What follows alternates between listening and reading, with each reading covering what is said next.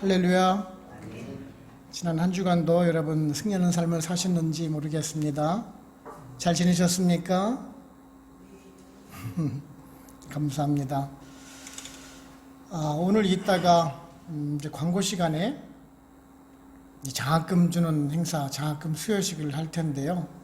이제 그러한 장학금을 받는다거나 여러분들이 이제 학교 다니시면서 우등상을 받았다거나 아니면은 출석을 잘해서 받는 그러한 출석상, 그런 상 말고요.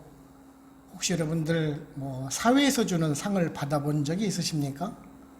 경찰서나 아니면은 정부 기관에서 주는 상을 받아보신 적이 있느냐, 그런 말씀을 전합니다. 없으세요? 여러분들은 좋은 일을 많이 안 하셨나 봅니다. 요즘은 사실 우리가 신문이나 언론지상을 보게 되면은 그러한 선한 일을 해서, 좋은 일을 해서 뉴스에 나오는 일은 극히 없는 것 같습니다. 온통 화나는 뉴스들만 참 많이 나오고 있죠. 그죠? 그래서 좀 우리들 뉴스 속에서 이러한 선하고 아름답고 좋은 뉴스가 많이 좀 나왔으면 하는 생각을 가져보곤 합니다. 최근 뉴스에서 본 기사 내용인데요. 한 사거리에서 교통사고가 났습니다. 차끼리 부딪힌 것은 아니고 음료수인지 술을 싣고 가는지는 모르겠습니다만은 지나가던 트럭이 좌회전을 하면서 싣고 있던 적재에 있던 그 병들이 와르르 쏟아졌습니다. 그래서 사거리에 온통 유리로 가득 찬 그런 것을 보았는데요. 지나가던 고등학생들이 다 가방을 내려놓고 모두 다 달려들어서 유리를 막 맨손으로 치우고 하는 것들을 기사를 본 적이 있습니다. 후에 나중에 그 학생들에게 아마 표창장을 준 것으로 기억을 하는데 그것이 뉴스에 나온 적이 있습니다. 참 그런 뉴스들을 보게 되면은 아직은 세상은 살만한 곳이구나. 아직은 그 젊은 학생들이 저런 아름답고 선한 행동을 보이고 있구나라는 것을 보게 됩니다. 제가 여기 오기 전에 한국에 있을 때 어떤 교회에 설교를 하러 간 적이 있습니다. 설교를 하러 가기 위해서 이제 지하철을 타고 내려서 한 1.5km 정도를 이렇게 걸어가야 되는 길이었습니다. 길을 가다가 이제 횡단보도를 건너가기 위해서 기다리고 있는데 제 바로 앞에서 교통사고가 났습니다. 오토바이와 일반 승용차하고의 추돌 사고가 있었는데요. 오토바이 운전수가 넘어져서 의식이 없는 것 같더라고요. 그래서 제가 이제 바로 가서 조치를 취하려고 했는데 주변에 아무도 그것을 교통사고를 본 사람들이 분명 수십 명이 있었거든요. 그 횡단보도에서 아무도 발을 나서서 그것을 수습을 하는 사람이 없더라는 것이었어요. 제가 나가서 오토바이 환자를 눕혀놓고 오토바이를 치워내고 그다음에 이제 119에다가 구급차 신고를 하고 의식이 돌아오기를 기다렸다가 의식이 이제 돌아오고 나서 그 환자를 이제 횡단보도 바깥으로 이렇게 모시고 그런 모습을 봤는데 많은 한국 분들이 그것을 보시면서 분명히 사람이 다치고 있는데 그 상황을 그저 그냥 지나가더라는 것이었었어요. 물론 아주 큰 사고는 아니었었습니다. 다행히 그분이 의식이 돌아왔고, 그 다음에 이제 구급차가 오는 것을 보고 이제 저희들은 현장을 떠났습니다. 물론 나중에 119에서 연락이 왔었습니다. 빠른 조치를 취해줘서 고맙다라는 연락을 받았는데요. 제가 남에게 보이기 위해서 하는 것은 결코 아니었었습니다. 그리고 칭찬을 받기 위해서 하는 것은 또한 아니었었습니다. 제가 다행히 도울 수 있는 상황이 있었기 때문에 도울 수 있었던 그것밖에 없었습니다. 우리는 성도입니다. 그리스도인입니다. 오늘 말씀 보시면 세상에 거류민과 나그네와 같은 사람들이지만 하나님의 자녀로서 모범된 삶을 살아갈 필요가 있는 사람들입니다. 우리가 다른 사람들에게 보이기 위한 것이 아니라 하나님 앞에 당당한 성숙한 신앙인의 모습으로 서기 위한 것입니다. 오늘은 이러한 성도로서의 모범적인 삶을 살라라고 권면해 주시는 이 말씀을 살펴보면서 우리들에게 어떤 의미를 주는지 한번 알아보도록 해보겠습니다. 첫째는 우리 성도는요, 비록 나그네와 같은 삶이지만은 절제하는 삶을 살아가야 합니다. 오늘 말씀 11절을 보시면은 사랑하는 자들아 거류민과 나그네 같은 너희를 권하노니 영혼을 거슬러 싸우는 육체의 정욕을 제어하라 라고 말씀을 하고 있습니다. 그렇습니다. 우리는 거류민이고 나그네와 같은 삶을 살고 있습니다.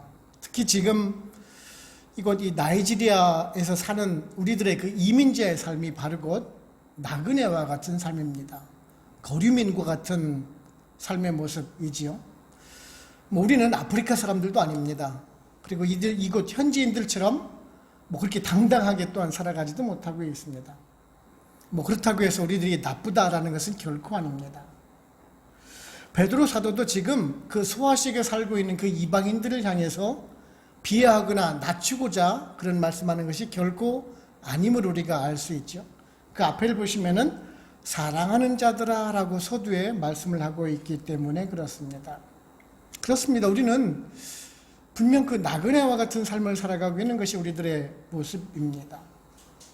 하늘나라의 시민권을 가지고 있지만은 이 세상 속에서는 세상 사람들과 같지 않은 나그네와 같은 그러한 영적인 신분의 상태라는 것이지요.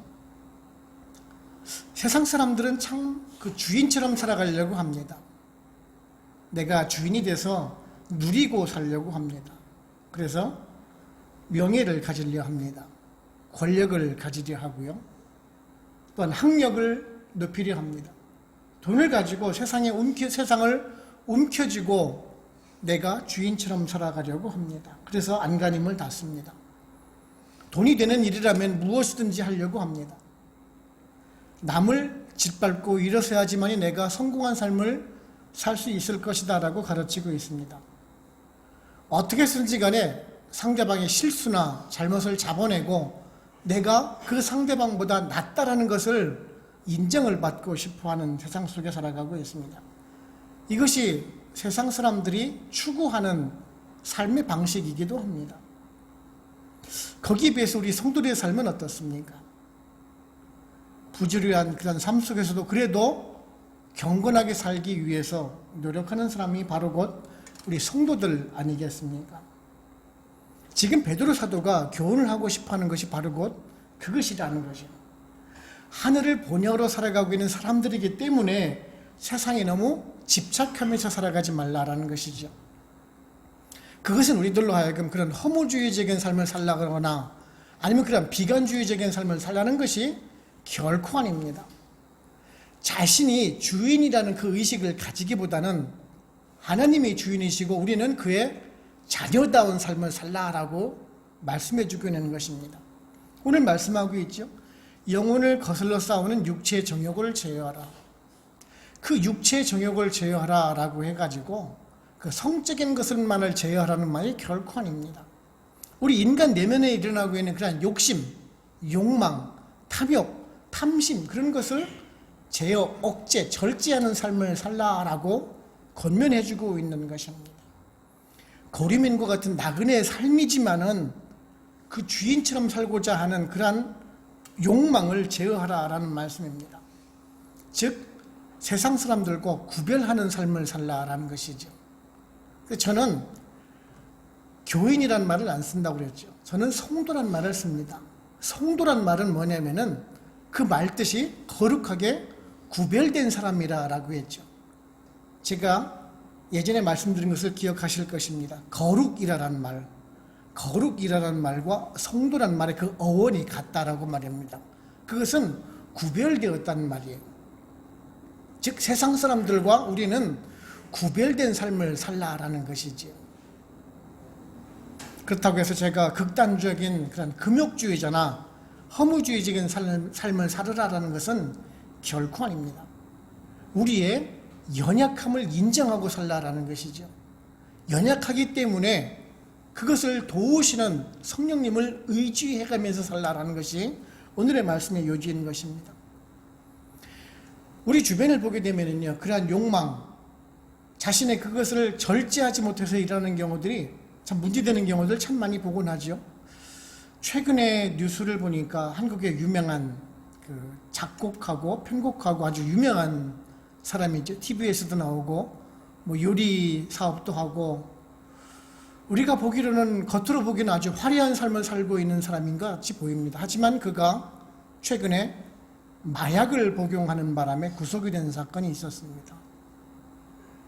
왜 그렇게 그 사람이 마약에 취해서 살았을까? 우리가 볼 때는 아주 잘 살고 있는 것처럼 보이는데 말입니다.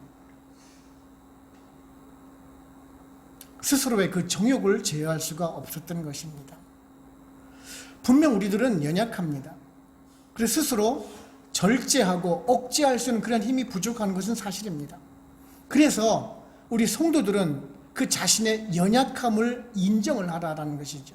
내가 부족한 것을 인정을 하고 그것을 성령님께 의지를 해가면서 극복해 나가라는 것입니다. 나는 할 수 없지만 전능하신 하나님의 도우심으로 능히 이겨나갈 수 있는 것임을 또한 우리는 명심을 해야 하는 것입니다. 야고보서 1장 14절 15절을 보시면, 오직 각 사람이 시험을 받는 것은 자기 욕심에 끌려 미혹됨이니 욕심이 잉태한 즉 죄를 낳고 죄가 장성한 즉 사망을 낳느니라 라는 그 말씀 우리 모두 다 명심하시고요. 언제나 우리들 속에 일어나고 있는 그러한 육체 정욕을 제어하고 하나님의 뜻을 따라서 하나님께 합당한 인생을 살아갈 수 있는 저 여러분들 되시기를 바랍니다. 두 번째는 우리 사람들의 그 권세에는 한계가 있다라는 것입니다. 오늘 말씀 14절을 보시면은, 혹은 그가 악행하는 자를 징벌하고 선행하는 자를 포성하기 위해 보낸 총독에게 하라라고 말씀하고 있습니다. 이제 그 앞에 있는 이제 13절을 보시면은 주를 위하여 왕에게 순종하라라고 권면을 하고 있습니다. 왕에게 순종하라. 우리는 이 말씀을 들으면서 베드로 사도가 왜 이런 말을 할까라고 우리가 의심을 할 수가 있을지도 모르겠습니다. 여러분들 잘 아시다시피 베드로가 어떤 사람입니까?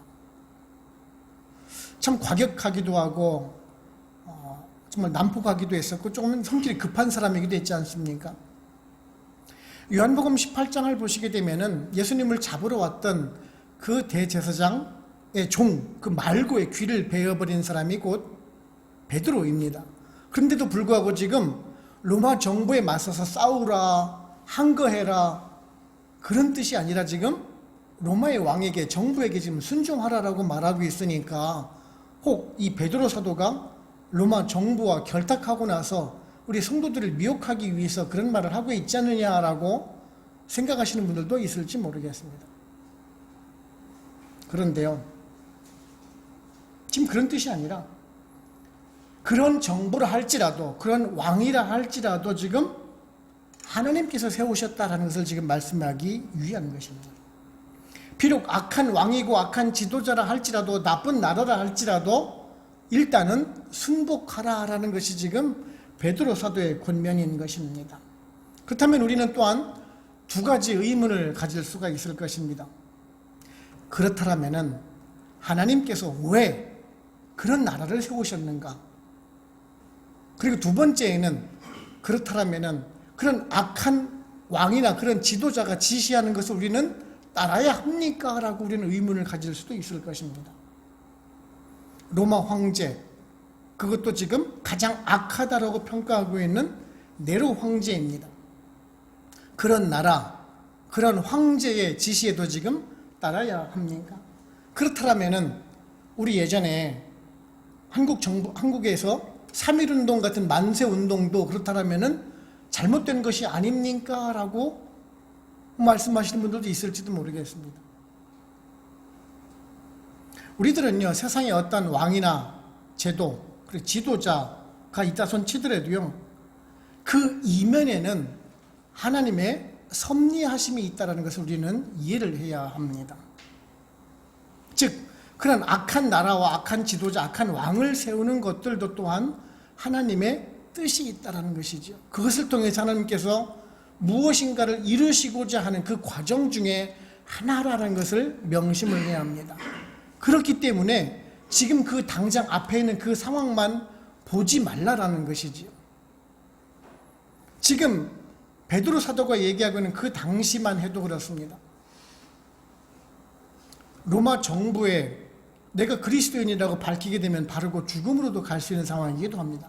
그럼에도 불구하고 로마 정부에 순응을 하고 그 지도자에 순복하라라는 것이 말이나 되겠냐는, 우리가 지금 생각을 해보면은, 근데 그것이 아니라 그렇더라도 미래를 위해서 하나님의 원대한 계획을 믿고 기다리면서 순종하라라는 것이죠. 결국은 어떻게 됩니까? 이후로부터 약 250년 지나고 난 뒤에는 그 로마 정부가 자신의 나라, 국교, 우리나라의 종교가 기독교라는 것을 공표를 하게 되는 사건이 벌어지지 않습니까? 결국은 이러한 기독교의 핍박을 통해서 더욱더 성도들로 하여금 예수 그리스도를 알게 하고 더욱더 번져나가게 하는 그 시기를 만들었다라는 것이에요. 그래서 지금 베드로가 하는 말이 주를 위하여라고 말씀하고 있는 것입니다. 주를 위하여. 예수님께서 힘이 없으셔가지고 십자가를 지셨는가요? 죽음의 권세를 이길 줄 몰라가지고 십자가에 달려서 죽으셨냐라는 얘기. 아니지 않습니까? 그 하나님의 뜻을 이루기 위해서 순복하셨다라는 것이 바로 곧 그것입니다. 하나님의 창조 질서를 이루기 위한 그 과정을 우리는 알라라는 것이지. 그래서 왕에게 순복하라는 말씀도 마찬가지입니다. 위정자, 그 지도자를 통해 가서 자신의 권위를 잘못 사용한다라면 그것도 따라야 합니까? 라고 우리는 하지만 그래도 일단은 따르라는 것이지요. 왜요? 결국은 그것이 옳은 길이기 때문이라는 것이죠. 하나님의 뜻을 이루어 나가는 그 과정 중에 하나라는 것이지요. 그것이 기본 원칙인 것입니다. 이것이 하나님의 영광을 돌리기 위한 방편일 수도 있고요. 또한 이것을 통해서 하나님께서 이루시고자 하는 그 창조 질서에 순응하는 길이기 때문에 그렇기도 한 것입니다. 우리는 그 왕에게 순복하라라고 하면은 사람에게 순복하는 것이다라고 생각을 합니다. 로마서 13장 1절을 보시게 되면은요, 각 사람은 위에 있는 권세들에게 복종하라. 권세는 하나님으로부터 나지 않음이 없나니 모든 권세는 다 하나님께서 정하신 바라라고 말씀을 하고 있습니다. 그래서 아직까지도 많은 교회의 목사님들이, 지도자가 그런 얘기를 합니다. 나쁜 지도자를 할지라도 순복하라라고 말입니다. 사람에게 순복하라는 것을 잘못 해석을 하고 계시는데요. 우리는 사람에게 순복하라는 것이 결코 아닙니다. 그가 가진 위치와 그가 가진 권세에 대해서 순복하라라는 것이에요. 지금 말씀하기는 권세들이라는 그 단어의 그 원어를 보게 되면은 단수 남성형이 아닙니다. 복수 여성형으로 쓰여지고 있습니다. 무슨 말씀이냐면은 왕, 그 단수 남성형이 아니라라는 얘기예요. 나라, 그 권세들이라는 얘기예요. 복수 여성형이라는 것이죠. 즉, 왕, 그 사람에게 순종하는 것이 아니라 그가 가진 위치와 권세에 대해서 순복하라라는 것이에요. 이것은 비굴한 골정이 결코 아닙니다. 그리스도인으로서의 창조 질서에 대한 순응인 것입니다. 그리고 또한 교회의 지도자나 또한 세상의 사회의 지도자들도 마찬가지인 것입니다. 하나님께서 허락하신 그 권세를 잘못 사용을 하게 되면은 하나님의 준엄한 심판이 있다는 것을 또한 명심을 해야 합니다.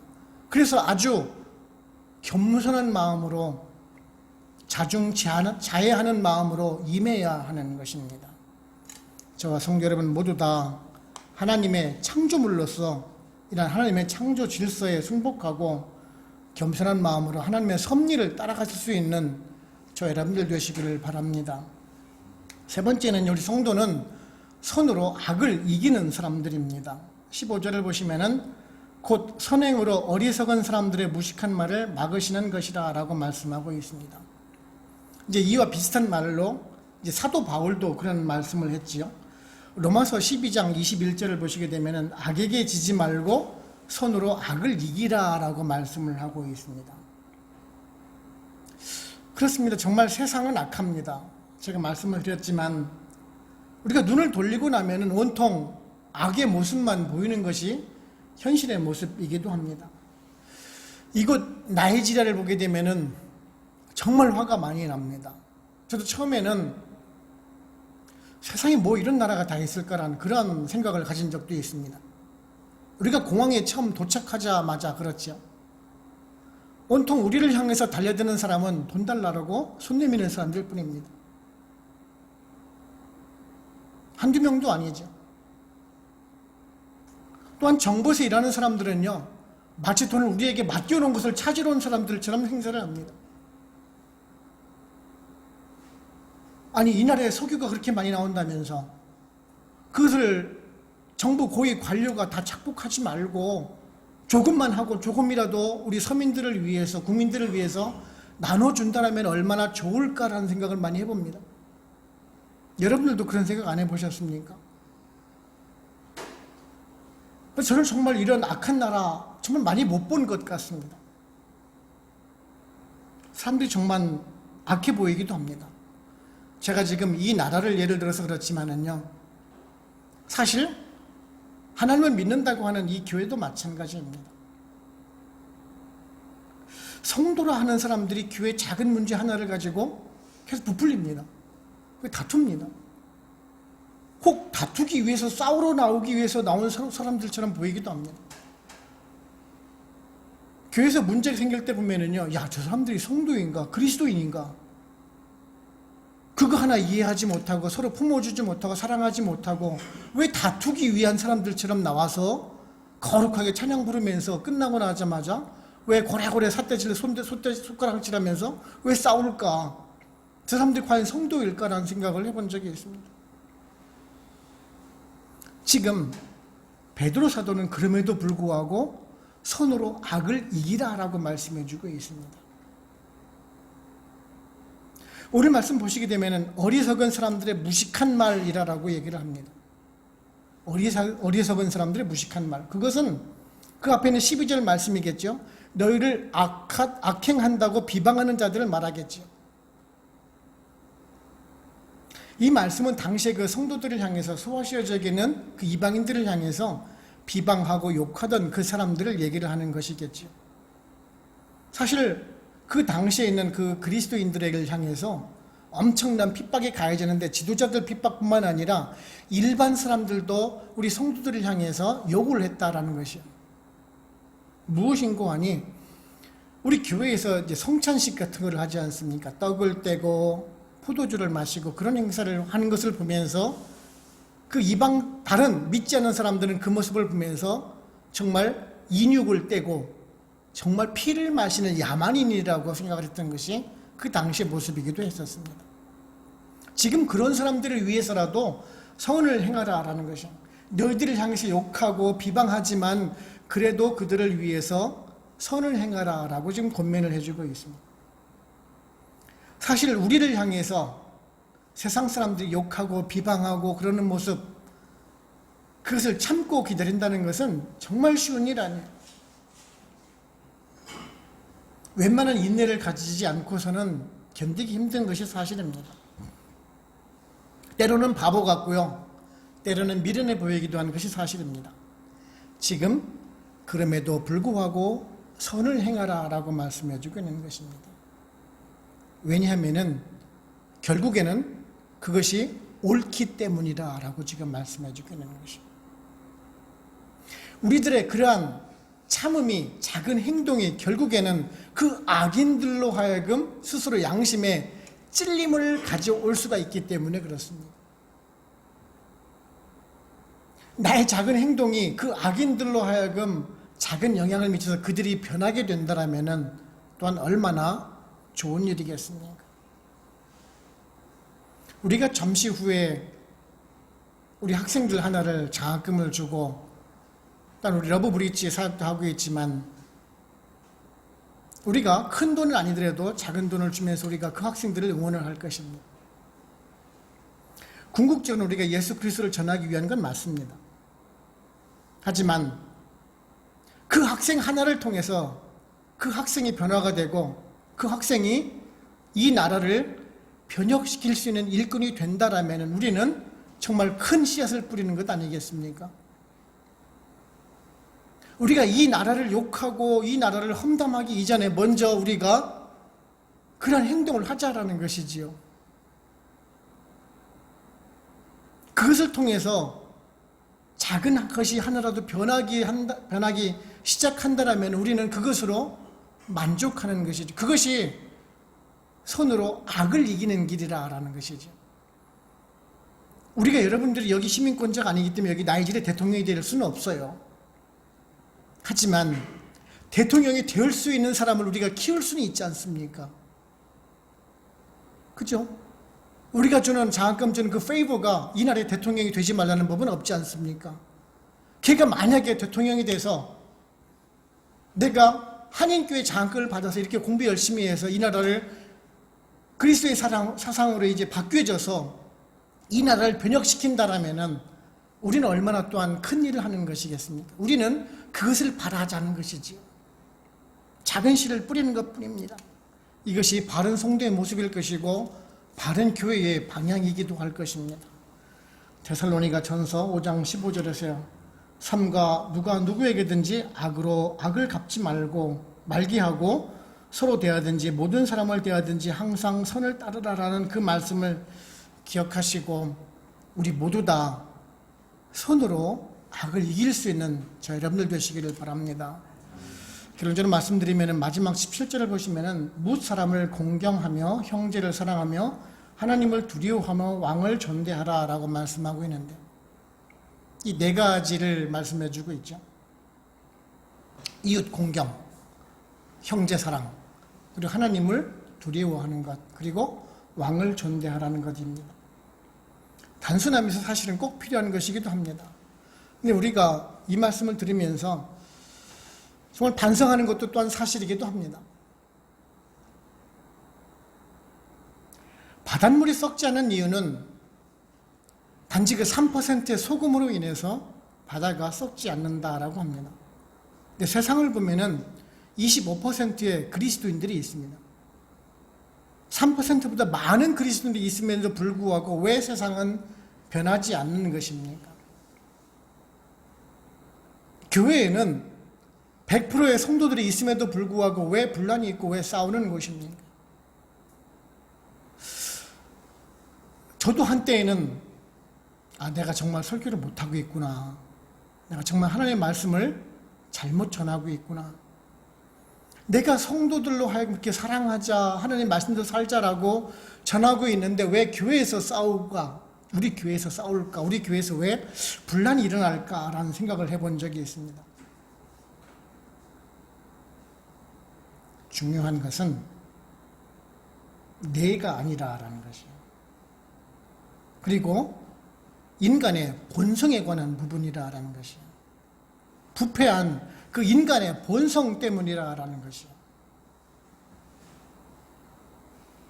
남이 부패하는 것을 보면서 우리가 원망하고 불평하고 그런 것이 아니라 내가 변해야 한다라는 것이에요. 제가 목회를 하면서 또 잠시 쉬는 과정을 통해서 느낀 것이 바로 그것입니다. 내가 입으로 설교하고 하나님 말씀을 전하는 것이 중요한 것이 아니라 내가 먼저 변해야지 성도들도 변한다라는 것을 알았다라는 것이에요. 내가 변할 때 이웃들도 나를 보면서 변해갈 수가 있는 것이고 우리 교회가 변해갈 때 다른 교회들도 서서히 변해갈 수가 있다는 것이에요. 작은 것부터 실천해 나가야 하는 것입니다. 제가 우리 주보를 이제 이번 주부터 제공을 하지 않습니다. 온라인으로 제공을 하죠.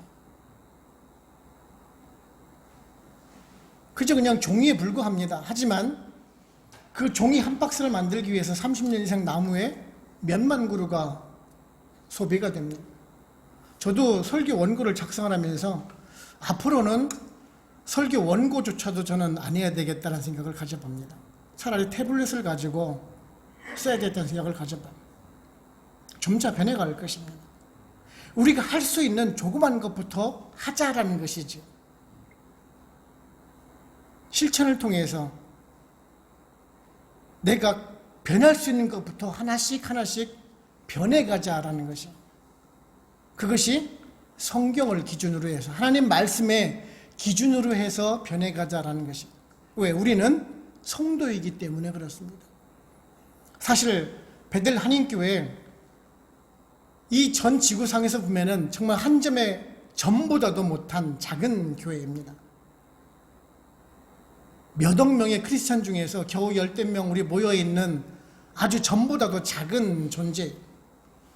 한국에 수많은, 세계 전 많은 교회가 있지만은 아프리카 나이지리아에 아주 작은, 얼마 안 되는 성도 중에 하나라는 것이. 그렇다고 해서 세상을 향해서 원망하고 비방하고 그러는 것이 아니라 우리만이라도 하자라는 것이지. 남이 봐주는 것을 기대하는 것이 아니라 우리가 먼저 행함으로 인해서 선한 영향력을 끼쳐가자라는 것이죠. 작은 실천을 통해서 말입니다. 물론 우리가 익숙치 않아서 불편할 수도 있어요. 해보지 않아서 실수할 수도 있어요. 하지만 그것을 두려워하지 말자라는 것입니다. 설사 실수하면 어때요? 잘못하면 어때요? 고쳐나가면 되잖아요. 그것을 통해서 우리가 성도로서 바른 교회의 모습을 심어나가자라는 것이지. 여러분들의 많은 협력을 바랍니다. 저나 여러분이나 오늘 주시는 말씀처럼 정말 하나님을 두려워하는 마음을 가지고 세상 사람들 앞에서나 정말 하나님 앞에서 한 점 부끄러움이 없는 그런 성도로 거듭나서 정말 세상을 향해서 하나님 앞에서 우리가 자랑스럽게 나는 성도요, 나는 그리스도인이요 라고 밝힐 수 있는 저 여러분들 되시기를 주님의 이름으로 축원을 합니다. 기도하겠습니다.